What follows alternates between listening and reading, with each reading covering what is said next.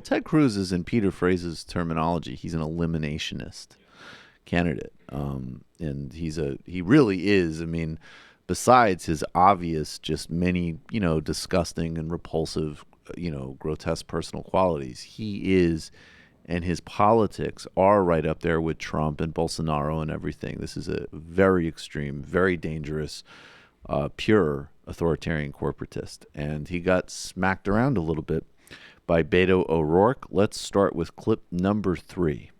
With Congressman O'Rourke leading the way, 2 years of a partisan circus shutting down the federal government in a witch hunt on the president, that's not good for the state of Texas. It's not good for our country. Senator, that is your time. 90 seconds response from you, Mr. O'Rourke. Really interesting to hear you talk about a partisan circus after your last 6 years in the U.S. Senate. That was, yes, you can definitely see the tonal contrast there. And of course, Ted Cruz is known for partisan grandstanding. Going back to when he first got into Senate, I think he helped spread a lie that Chuck Hagel, who's a former Republican senator from Nebraska and a realist, old school establishment type who was Obama's defense secretary, and he had said some mildly critical things about Israel. And there was a rumor, a smear, a lie about him, I think, taking a check from a group called Friends of Hamas. And Cruz, I believe, was part of spreading that, along with that great intellect, Ben Shapiro. But now, this is where we get, we got to double check that, but I'm pretty sure that's the case. Now, this is where it gets really good. This is where power twins unite. And, the thing about Donald Trump, one of the worst people on the planet as well, but great. Effective bully.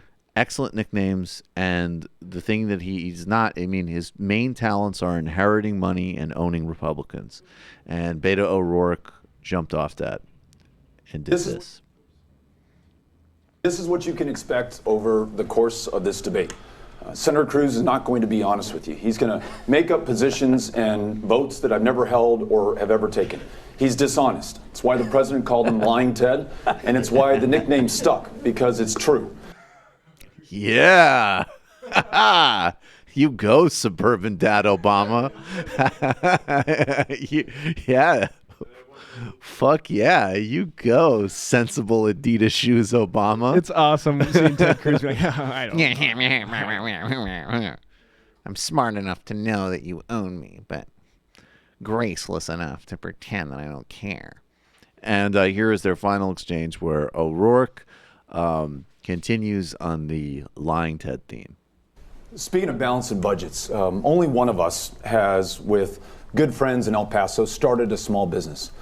Met that payroll every week, balanced the books, made sure that we delivered for our clients. Only one of us has served at the local government level, every single year balancing the budget, seeing each other not as Republicans and Democrats, but as council members entrusted with a fiduciary responsibility to deliver for the taxpayers of El Paso. Every single year we did. And for Senator Cruz to say that this isn't going to bust the budget at a time of $21 trillion in debt, when we're on track to deficit spend to the tune of $1 trillion a year, he voted to add $2 trillion. And those tax cuts disproportionately will flow to corporations who are already sitting on record piles of cash and the already wealthy in a country that is riven with income inequality unseen since the last Gilded Age. Why? In the days just before and just after that vote, Senator Cruz accepted $120,000 from the political action committees who represent the corporate interests that benefited from this tax cut. Why does he vote for this? Why does he vote for internet companies to sell your private browsing data to the highest bidder without your consent? Why does he not vote for universal background checks in a country that loses 30,000 people to gun violence every year? Follow the money. In each of these cases, if you look at the Political Action Committee contributions to Senator Cruz, it helps to explain the reasons for his vote and how corrupted Congress has become. I don't take PAC money, not a dime. I always and only represent the people of Texas. That's great. That's a strong. Look, and actually that, and it's also really interesting because as we keep saying, Beto O'Rourke is he's certainly not a socialist, and he's not a liberal. He's a centrist Democrat. But first of all, but he's actually more of a genuine centrist in the sense that is where the center of most people are at. it's not a left position to oppose selling your private data information to third parties. And it's obvious that most people want the sort of background check policies they poll over at 70% he's talking about. And don't want to sell the internet to tech companies. And don't want to sell the internet to tech companies, and don't want to have tax breaks that are just designed to benefit oligarchs and corporations. So the way he's branding and being a centrist is actually, if Beto O'Rourke came to represent centrism, we'd have many battles and disagreements with him, but that would be a vast improvement for our country's politics. So, yeah, I mean, Godspeed, and keep embarrassing that thing. Yeah. Yeah. I'm not inspired by Beto O'Rourke. He is a status quo neoliberal centrist, but the Republicans are a death cult. They want to drive us off of a cliff. So, given the choices, certainly support the centrist.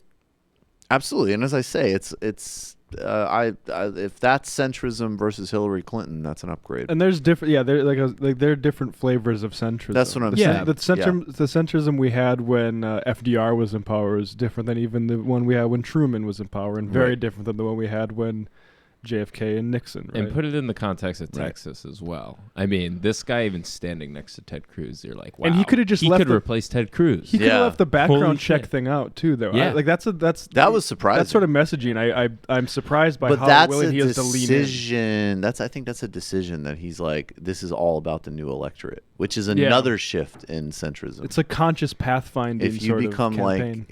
Absolutely.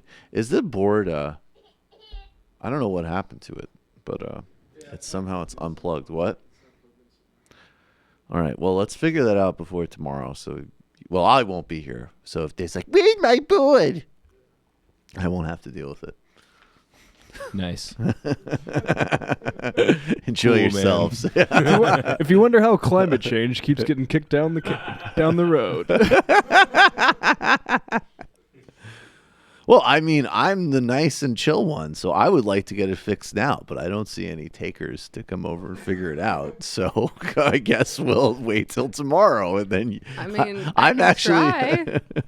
All right. I'm afraid I'm going to make it worse. No, that's okay. We should not try. They should try.